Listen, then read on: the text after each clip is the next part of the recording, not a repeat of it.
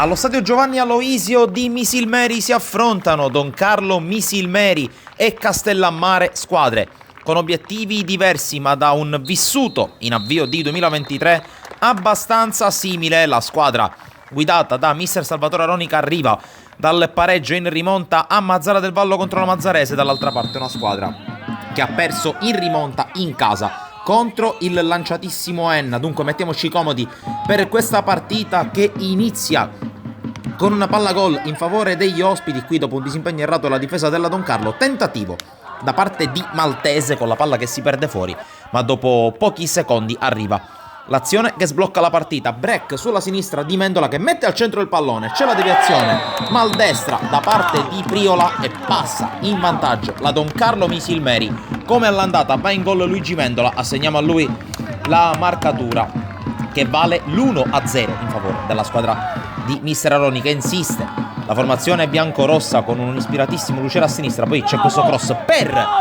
Manfred che ci prova due volte. La prima volta è bravissimo il portiere, la seconda volta lui non riesce a indirizzare. 27 minuti, ancora Raimondo Lucera ispirato sulla sinistra, riesce ad andare via a un avversario, poi la mette in mezzo per Manfred che questa volta trova la porta, batte il portiere, trova il gol del 2-0 in favore della Don Carlo Misilmeri. Va ad esultare con le mani alle orecchie in direzione del pubblico presente al Giovanni Aloisio. Ancora in gol in casa Vincenzo Manfredo dopo la bellissima sforbiciata sul campo della Mazzarese al 34esimo. Nuovi cenni di presenza sul campo del Castellammare con questo tentativo di Bartolo Caronia di controbalzo. Blocca senza problemi Marino al 35esimo, ancora però la Don Carlo. Grande giocata di Raimondo Lucera per Vincenzo Manfred che a tu per tu col portiere non sbaglia.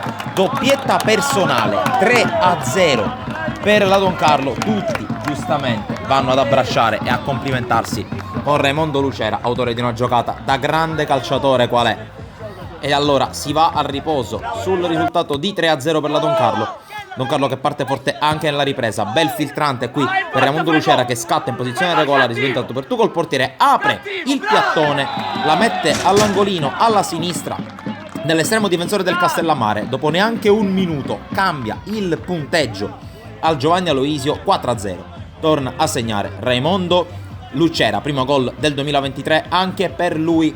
È partita che si mette sempre più in discesa per la Don Carlo che qui subisce sui sviluppi di una palla inattiva, non perfetto nell'uscita, in questo caso Marino. Poi la palla sbatte sulla traversa, chiedono il gol i giocatori del Castellammare ma non vengono accontentati dall'arbitro. Poi gran palla qui di Mendola intercettata dalla difesa, arriva dalle retrovie ancora la Don Carlo che attacca con questo servizio per la Vardera, entrata in campo nella ripresa, ci vuole un grande intervento del portiere del Castellammare ad evitare il gol del 5-0. Poi calcio di punizione in favore del Castellammare a 5 dalla fine, prima vera grande parata di Simone Marino che nega per il momento la rete della bandiera. Nel frattempo però arriva il 5-0 con questo gran destro di Claudio Lavardera, primo gol in maglia Don Carlo Misilmeri per l'attaccante arrivato a dicembre, ex giocatore del Gelbison anche lui, come altri ragazzi arrivati a dicembre alla Don Carlo. Però al 90esimo minuto dalla fine